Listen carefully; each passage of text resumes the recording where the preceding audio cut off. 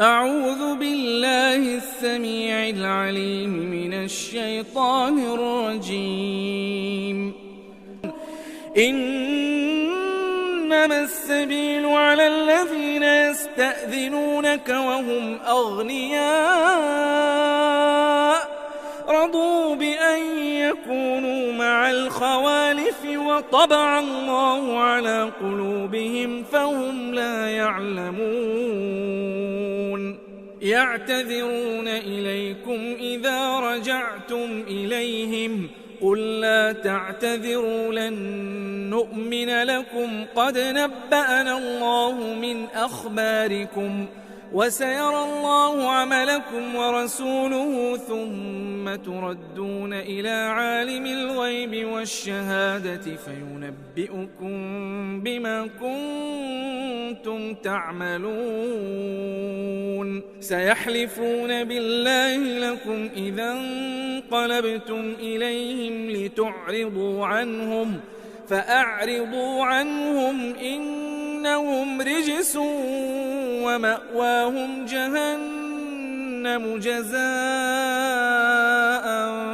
بما كانوا يكسبون. يحلفون لكم لترضوا عنهم فإن ترضوا عنهم فإن الله لا يرضى عن القوم الفاسقين. الأعراب أشد كفرا ونفاقا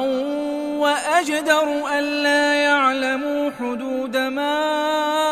أنزل الله على رسوله والله عليم حكيم. ومن الأعراب من يتخذ ما ينفق مغرما ويتربص بكم الدوائر عليهم دائرة السوء والله سميع عليم. ومن الأعراب من يؤمن بالله واليوم الآخر ويتخذ ما ينفق قربات عند الله وصلوات الرسول ألا إنها قربة لهم سيدخلهم الله في رحمته إن الله غفور رحيم. والسابقون الأولون من المهاجرين والأنصار والذين اتبعوهم بإحسان رضي الله عنهم ورضوا عنه وأعد لهم جنات تجري تحتها الأنهار خالدين فيها أبدا ذلك الفوز العظيم. وممن حولكم من الأعراب منافقون ومن أهل المدينة مردوا على النفاق لا تعلمهم نحن نعلمهم سنعذبهم مرتين ثم يردون إلى عذاب عظيم. وآخرون اعترفوا بذنوبهم خلطوا عملا صالحا وآخر سيئا عسى الله أن يتوب عليهم إن الله غفور رحيم. خذ من أموالهم صدقة تطهرهم وتزكيهم بها وصل عليهم إن صلاتك سكن لهم والله سميع عليم. ألم يعلموا أن الله هو يقبل التوبة عن عباده ويأخذ الصدقات وأن الله هو التواب الرحيم. وقل اعملوا فسيرى الله عملكم ورسوله والمؤمنون وستردون إلى عالم الغيب والشهادة فينبئكم بما كنتم تعملون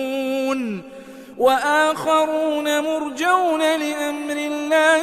إما يعذبهم وإما يتوب عليهم والله عليم حكيم والذين اتخذوا مسجدا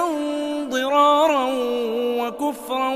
وتفريقا بين المؤمنين وإرصادا لمن حارب الله ورسوله من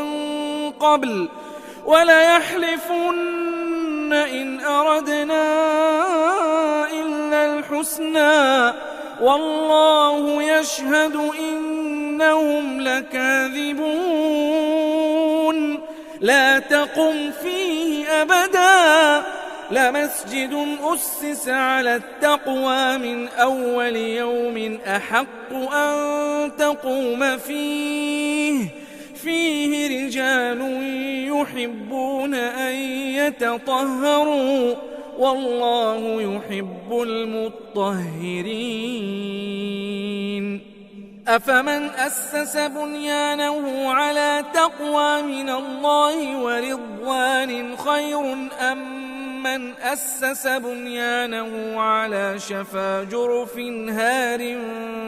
فانهار به في نار جهنم والله لا يهدي القوم الظالمين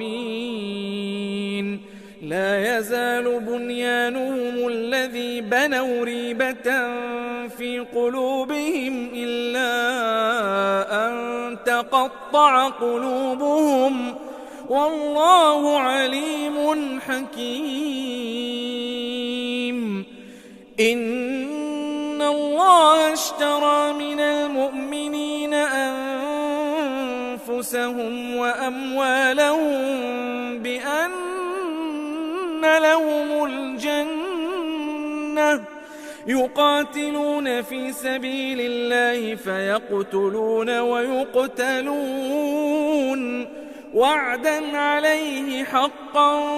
في التوراة والإنجيل والقرآن ومن أوفى بعهده من الله فاستبشروا ببيعكم الذي بايعتم به وذلك هو الفوز العظيم التائبون العابدون الحامدون السائحون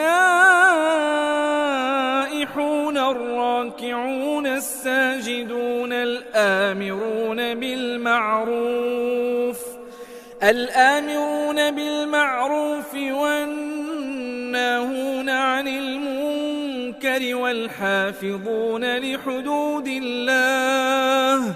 وبشر المؤمنين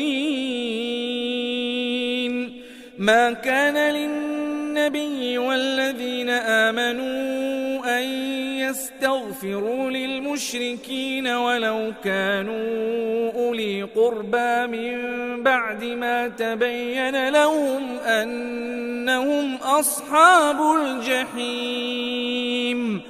وما كان استغفار إبراهيم لأبيه إلا عن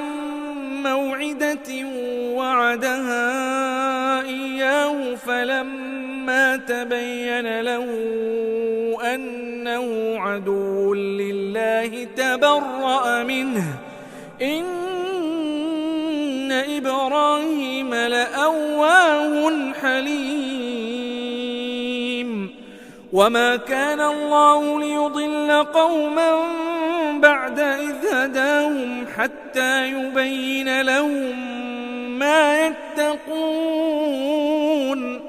إن الله بكل شيء عليم إن الله له ملك السماوات والأرض يحيي ويميت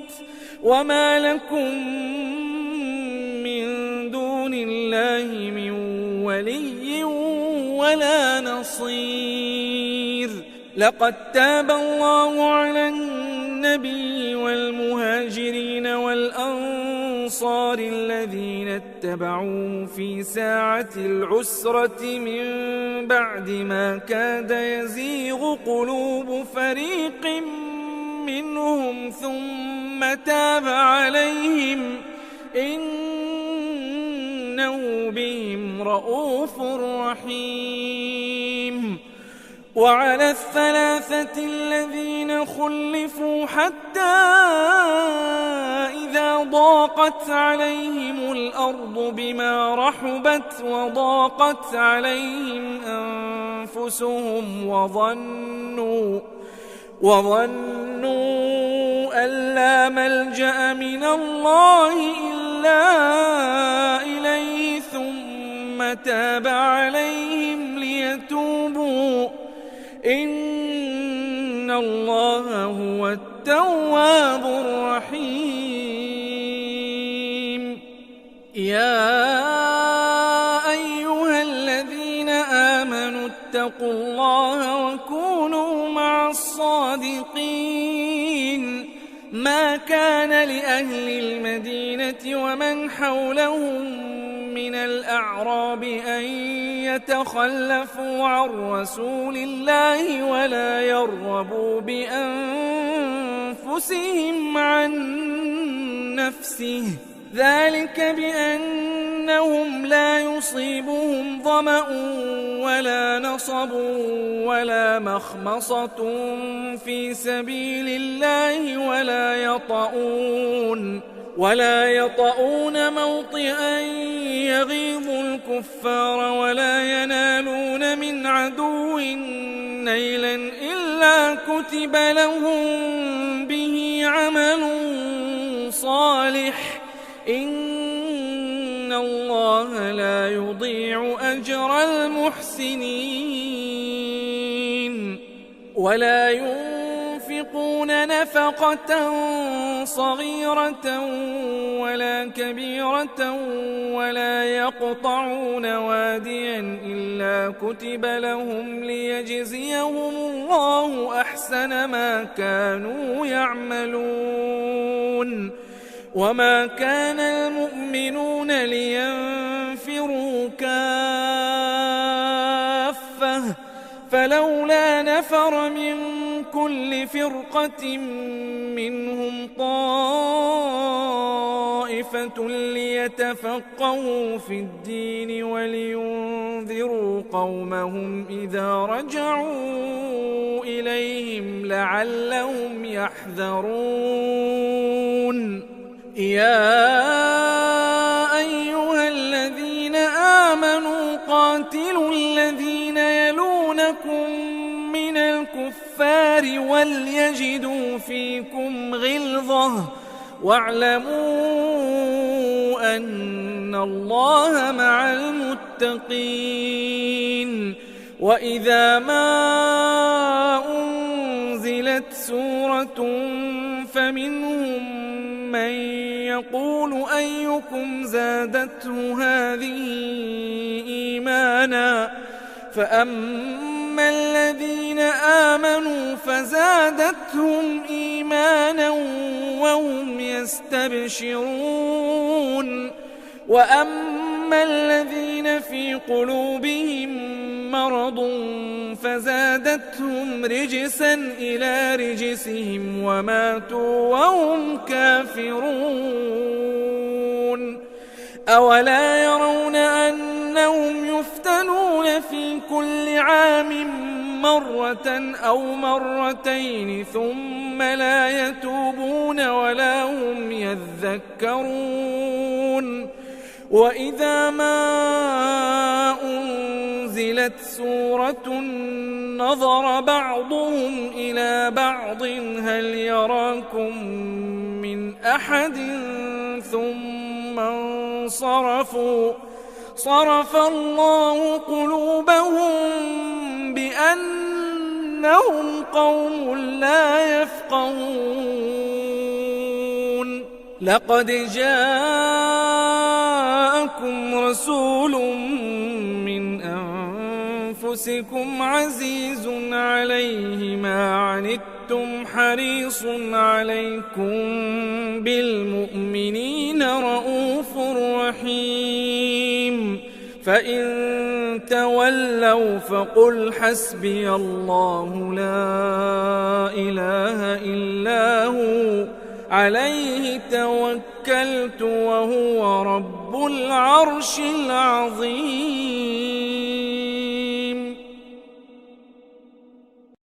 بسم الله الرحمن الرحيم. ألف لام را تلك آيات الكتاب الحكيم أكان للناس عجبا أن أوحينا إلى رجل منهم أن أنذر الناس وبشر الذين آمنوا أن لهم قدم صدق عند ربهم قال الكافرون إن هذا لساحر مبين إن ربكم الله الذي خلق السماوات والأرض في 6 أيام ثم استوى على العرش يدبر الأمر ما من شفيع إلا من بعد إذنه ذلكم الله ربكم فاعبدوه أفلا تذكرون إليه مرجعكم جميعا وعد الله حقا إنه يبدأ الخلق ثم يعيده ليجزي الذين آمنوا وعملوا الصالحات بالقسط والذين كفروا لهم شراب من حميم وعذاب أليم بما كانوا يكفرون هو الذي جعل الشمس ضياء والقمر نورا وقدره منازل لتعلموا عدد السنين والحساب ما خلق الله ذلك إلا بالحق يفصل الآيات لقوم يعلمون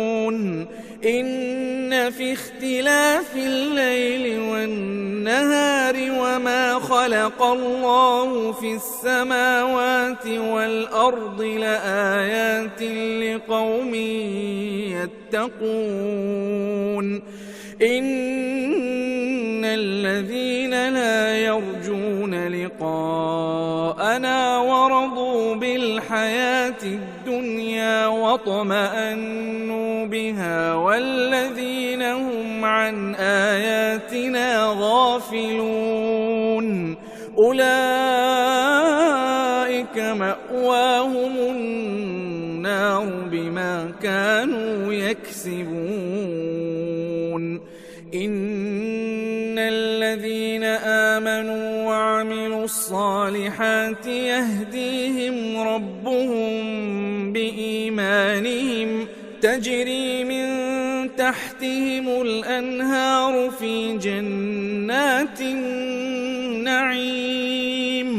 دعواهم فيها سبحانك اللهم وتحيتهم فيها سلام وآخر دعواهم أن الحمد لله رب العالمين ولو يعجل الله للناس الشر استعجالهم بالخير لقضي إليهم أجلهم فنذر الذين لا يرجون لقاءنا في طغيانهم يعمهون وإذا مس الإنسان مسنا الضر دعانا لجنبه أو قاعدا أو قائما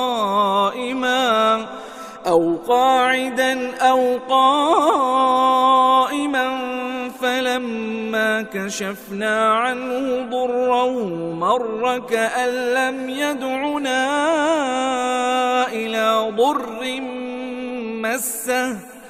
كذلك زين للمسرفين ما كانوا يعملون ولقد أهلكنا القرون من قبلكم لما ظلموا وجاءتهم رسلهم بالبينات وما كانوا ليؤمنوا كذلك نجزي القوم المجرمين ثم جعلناكم خلائف في الأرض من بعدهم لننظر كيف تعملون وإذا تتلى عليهم آياتنا بينات قال الذين لا يرجون لقاء نأت بقرآن غير هذا أو بدله قل ما يكون لي أن أبدله من تلقاء نفسي إن أتبع إلا ما يوحى إلي إني أخاف إن عصيت ربي عذاب يوم عظيم قل لو شاء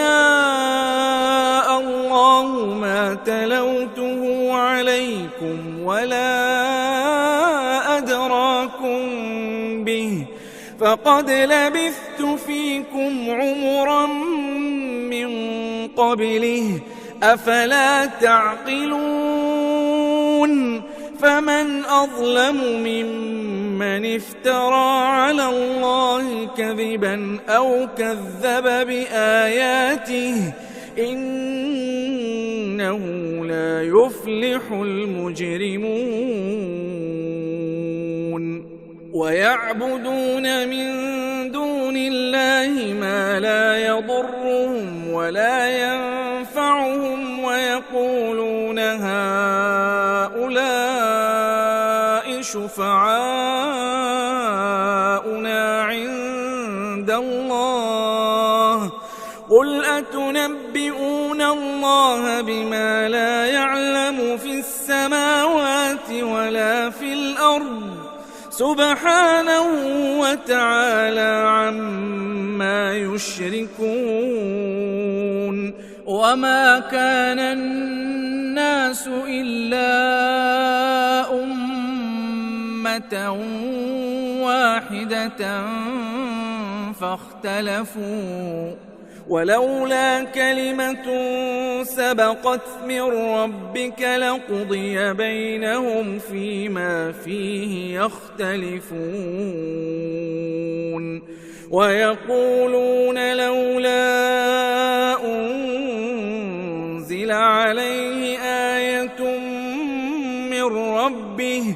فقل إنما الغيب لله فانتظروا إني معكم من المنتظرين وإذا أذقنا الناس رحمة من بعد ضراء مستهم إذا لهم مكر في آياتنا قل الله أسرع مكرا إن رسلنا يكتبون ما تمكرون هو الذي يسيركم في البر والبحر حتى إذا كنتم في الفلك وجرين بهم بريح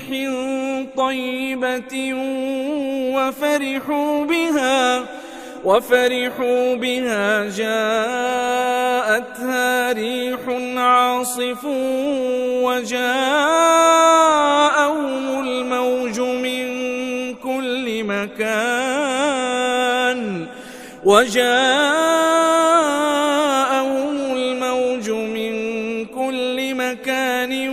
وظنوا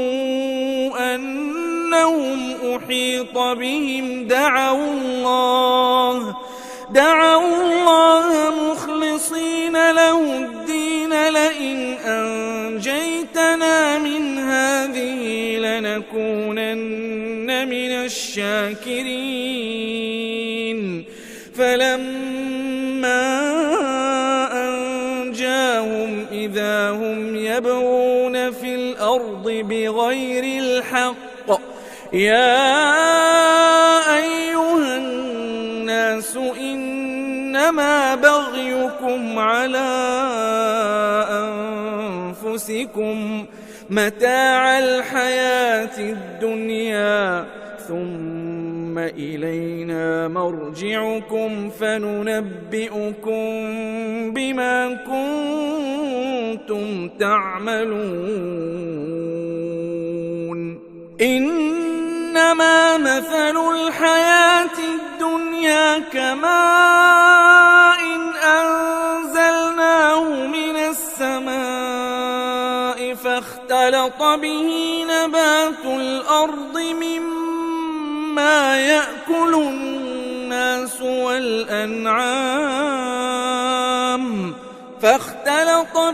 نبات الأرض مما يأكل الناس والأنعام حتى إذا أخذت الأرض زخرفها وزينت وظن أهلها أنهم قادرون عليها أتاها أمرنا ليلا أو نهارا فجعلناها حصيدا كأن لم تغن بالأمس كذلك نفصل الآيات لقوم يتفكرون والله يدعو إلى دار السلام ويهدي من يشاء إلى صراط مستقيم للذين أحسنوا الحسنى وزيادة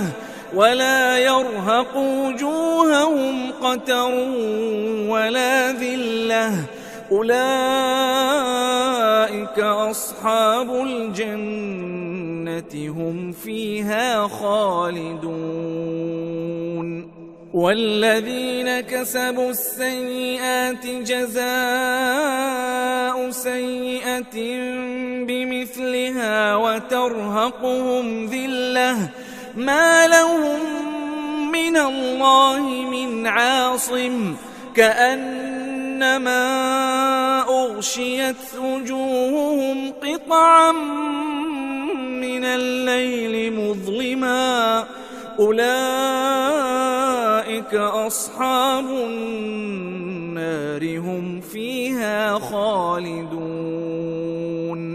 ويوم نحشرهم جميعا ثم نقول للذين أشركوا مكانكم أنتم وشركاؤكم فزيلنا بينهم وقال شركاؤهم ما كنتم إيانا تعبدون فكفى بالله شهيدا بيننا وبينكم إن كنا عن عبادتكم لغافلين هنالك تبلو كل نفس ما أسلفت وردوا إلى الله مولاهم الحق وضل عنهم ما كانوا يفترون قل من يرزقكم من السماء والأرض أم من يملك السمع والأبصار ومن يخرج الحي من الميت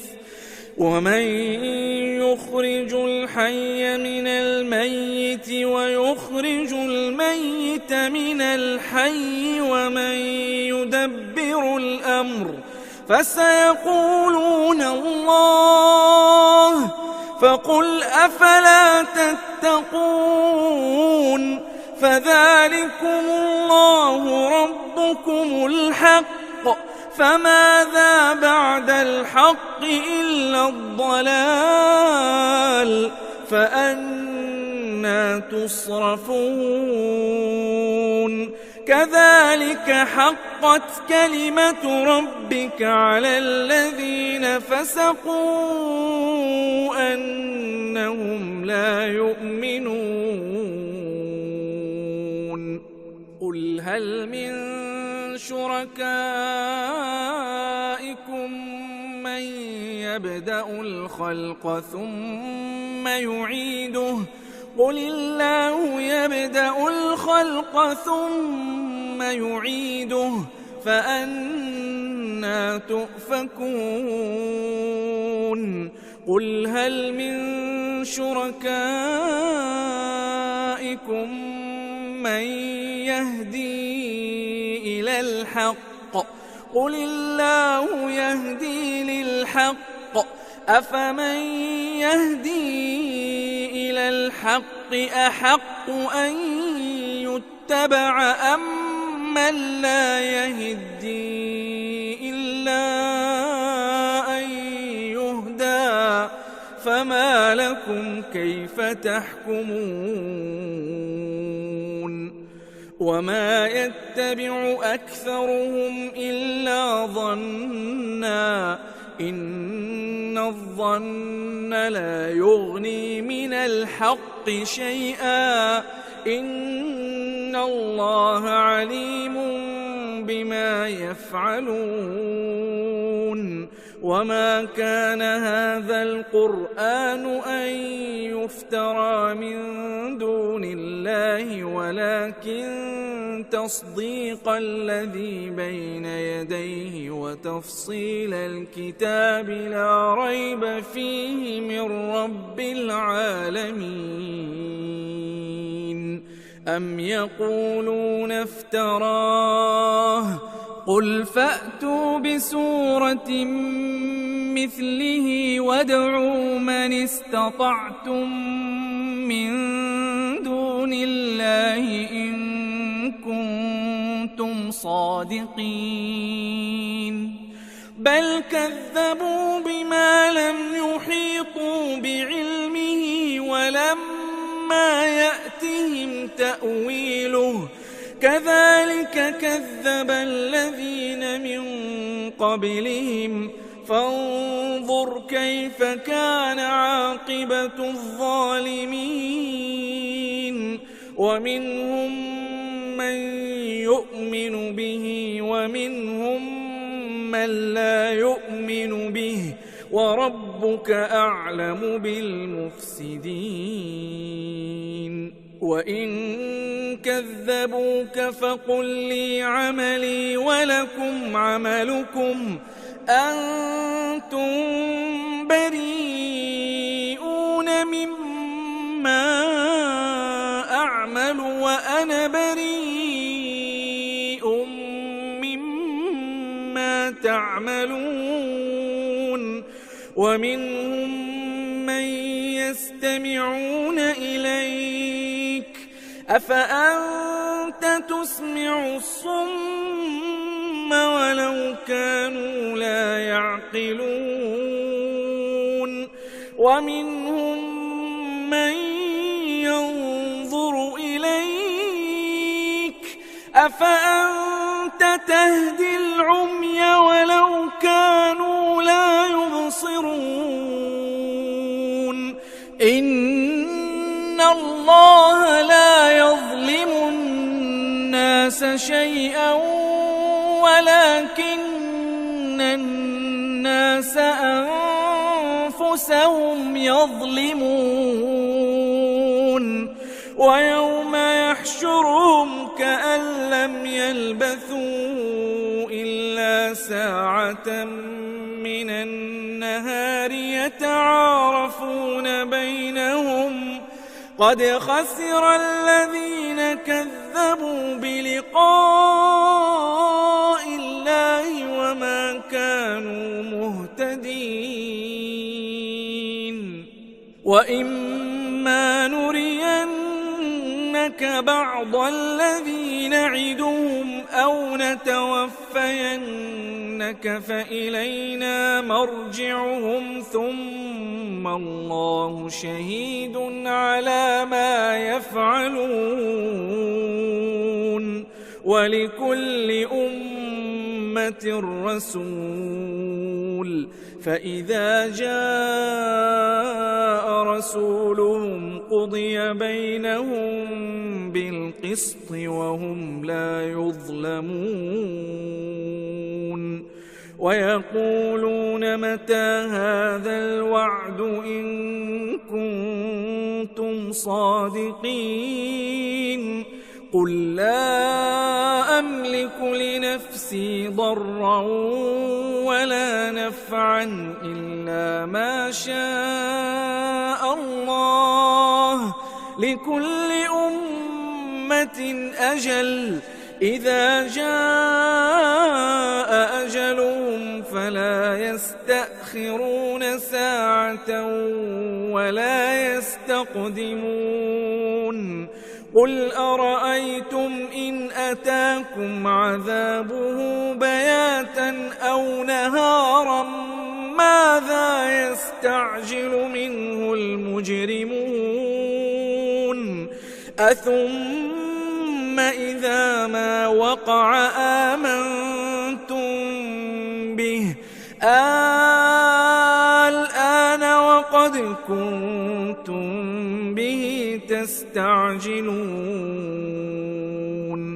ثم قيل للذين ظلموا ذوقوا عذاب الخلد هل تجزون إلا بما كنتم تكسبون ويستنبئونك أحق هو قل إي وربي إنه لحق وما أنتم بمعجزين ولو أن لكل نفس ظلمت ما في الأرض لافتدت به وأسروا الندامة لما رأوا العذاب وقضي بينهم بالقسط وهم لا يظلمون ألا إن لله ما في السماوات والأرض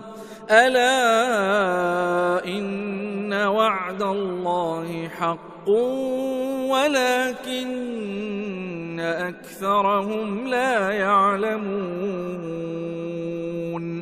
هو يحيي ويميت وإليه ترجعون يا أيها الناس قد جاءتكم موعظة من ربكم وشفاء لما في الصدور وهدى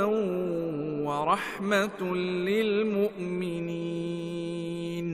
قل بفضل الله وبرحمته فبذلك فليفرحوا هو خير مما يجمعون قل أرأيتم ما أنزل الله لكم من رزق فجعلتم منه حراما وحلالا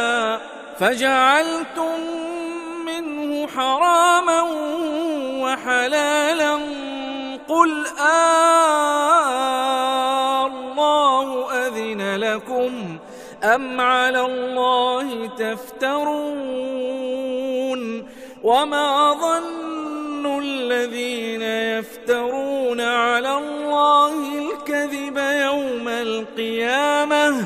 إن الله لذو فضل على الناس ولكن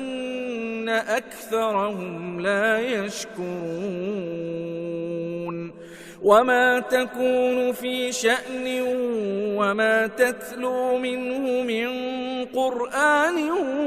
ولا تعملون من عمل إلا كنا عليكم شهودا إذ تفيضون فيه وما يعزب عن ربك من مثقال ذرة في الأرض ولا في السماء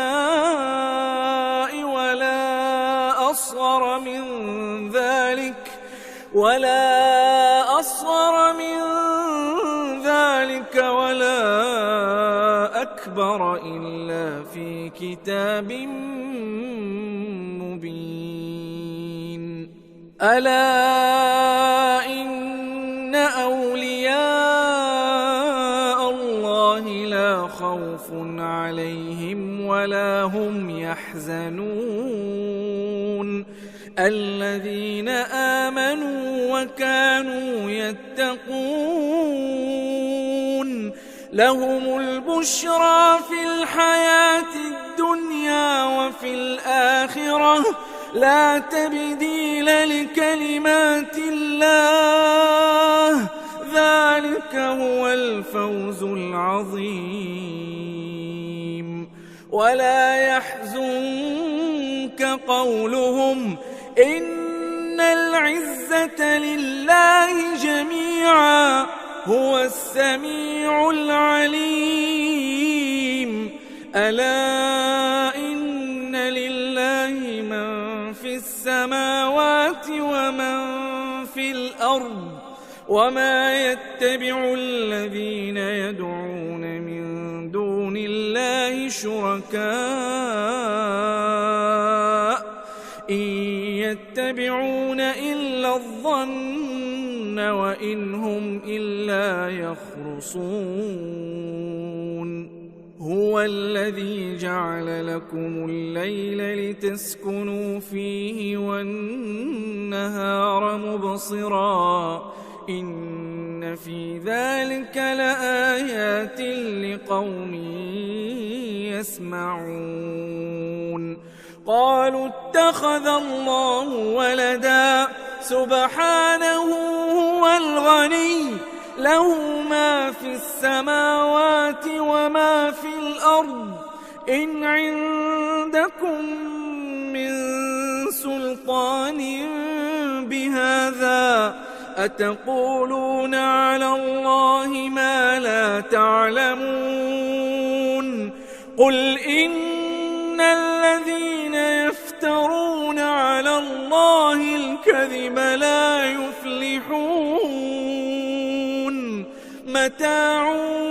في الدنيا ثم إلينا مرجعهم ثم نذيقهم العذاب الشديد بما كانوا يكفرون واتل عليهم نبأ نوح إذ قال لقومه يا قوم إن كان كبر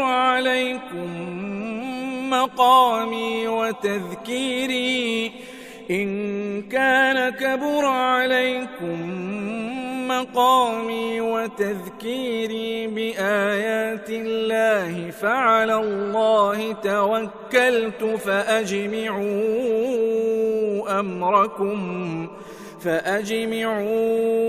أمركم وشركاءكم ثم لا يكن أمركم عليكم غمة ثم قضوا إلي ولا تنظرون فإن توليتم فما سألتكم من أجر إن أجري إلا على الله وأمرت أن أكون من المسلمين فكذبوه فنجيناه ومن معه في الفلك وجعلناهم خلائف وأغرقنا الذين كذبوا بآياتنا فانظر كيف كان عاقبة المنذرين ثم بعثنا من بعده رسلا إلى قومهم فجاءوهم بالبينات فما كانوا ليؤمنوا بما كذبوا به من قبل كذلك نطبع على قلوب المعتدين ثم بعثنا من بعدهم موسى وهارون إلى فرعون وملئه بآياتنا فاستكبروا وكانوا قوما مجرمين فلما جاءهم الحق من عندنا قالوا إن هذا لسحر مبين قال موسى أتقولون للحق لما جاءكم أسحر هذا ولا يفلح الساحرون قالوا أجئتنا لتلفتنا عما وجدنا عليه آباءنا وتكون لكما الكبرياء في الأرض وما نحن لكما بمؤمنين وقال فرعون ائتوني بكل ساحر عليم فلما جاء السحرة قال لهم موسى ألقوا ما أنتم ملقون فلما ألقوا قال موسى ما جئتم به السحر إن الله سيبطله إن الله لا يصلح عمل المفسدين ويحق الله الحق بكلماته ولو كره المجرمون فما آمن لموسى إلا ذرية من قومه على خوف من فرعون وملئهم أن يفتنهم وإن فرعون لعال في الأرض وإنه لمن المسرفين وقال موسى يا قوم إن كنتم آمنتم بالله فعليه توكلوا إن كنتم مسلمين فقالوا على الله توكلنا ربنا لا تجعلنا فتنة للقوم الظالمين ونجنا برحمتك من القوم الكافرين وأوحينا إلى موسى وأخيه أن تبوأ لقومكما بمصر بيوتا واجعلوا بيوتكم قبلة وأقيموا الصلاة وبشر المؤمنين وقال موسى ربنا إنك آتيت فرعون وملأه زينة وأموالا في في الحياة الدنيا ربنا ليضلوا عن سبيلك ربنا اطمس على أموالهم واشدد على قلوبهم فلا يؤمنوا حتى يروا العذاب الأليم قال قد أجيبت دعوتكما فاستقيما ولا تتبعان سبيل الذين لا يعلمون وجاوزنا ببني إسرائيل البحر فأتبعهم فرعون وجنوده بغيا وعدوا حتى إذا أدركه الغرق قال آمنت أنه لا إله إلا الذي آمنت به بنو إسرائيل وأنا من المسلمين الآن وقد عصيت قبل وكنت من المفسدين فاليوم ننجيك ببدنك لتكون لمن خلفك آية وإن كثيرا من الناس عن آياتنا لغافلون ولقد بوأنا بني إسرائيل مبوأ صدق ورزقناهم من الطيبات فما اختلفوا حتى جاءهم العلم إن ربك يقضي بينهم يوم القيامة فيما كانوا فيه يختلفون فإن كنت في شك مما أنزلنا إليك فاسأل الذين يقرؤون الكتاب من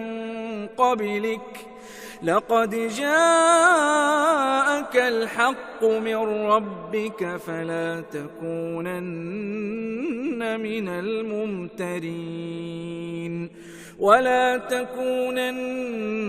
من الذين كذبوا بآيات الله فتكون من الخاسرين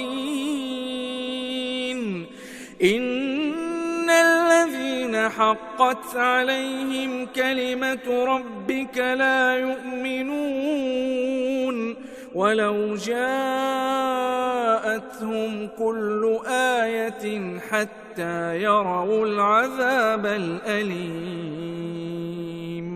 فلولا كانت قرية آمنت فنفعها إيمانها إلا قوم يونس لما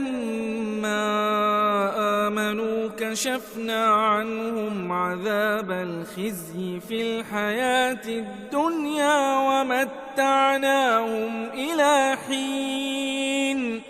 ولو شاء ربك لآمن من في الأرض كلهم جميعا أفأنت تكره الناس حتى يكونوا مؤمنين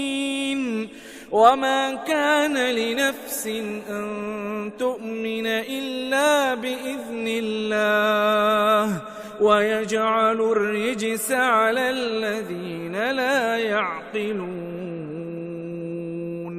قل انظروا ماذا في السماوات والأرض وما تغني الآيات والنذر عن قوم لا يؤمنون فهل ينتظرون إلا مثل أيام الذين خلوا من قبلهم قل فانتظروا إني معكم من المنذرين منتظرين ثم ننجي رسلنا والذين آمنوا كذلك حقا علينا ننجي المؤمنين قل يا أيها الناس إن كنتم في شك من ديني فلا أعبد الذين تعبدون من دون الله ولكن أعبد الله الذي يتوفاكم وأمرت أن أكون من المؤمنين وأن أقم وجهك للدين حنيفا ولا تكونن من المشركين ولا تدع من دون الله ما لا ينفعك ولا يضرك فإن فعلت فإنك إذا من الظالمين وإن يمسسك الله بضر فلا كاشف له إلا هو وإن يردك بخير فلا راد لفضله يصيب به من يشاء من عباده وهو الغفور الرحيم قل يا أيها الناس قد جاءكم الحق من ربكم فمن اهتدى فإنما يهتدي لنفسه ومن ضل فإنما يضل عليها وما أنا عليكم بوكيل واتبع ما يوحى إليك واصبر حتى يحكم الله وهو خير الحاكمين بسم الله الرحمن الرحيم ألف لام را كتاب أحكمت آياته ثم فصلت من لدن حكيم خبير ألا تعبدوا إلا الله إنني لكم منه نذير وبشير وأن استغفروا ربكم ثم توبوا إليه يمتعكم متاعا حسنا إلى أجل مسمى ويؤتي كل ذي فضل فضله وإن تولوا فإني أخاف عليكم عذاب يوم كبير إلى الله مرجعكم وهو على كل شيء قدير ألا إنهم يثنون صدورهم ليستخفوا منه ألا حين يستغشون ثيابهم يعلم ما يسرون وما يعلنون إنه عليم بذات الصدور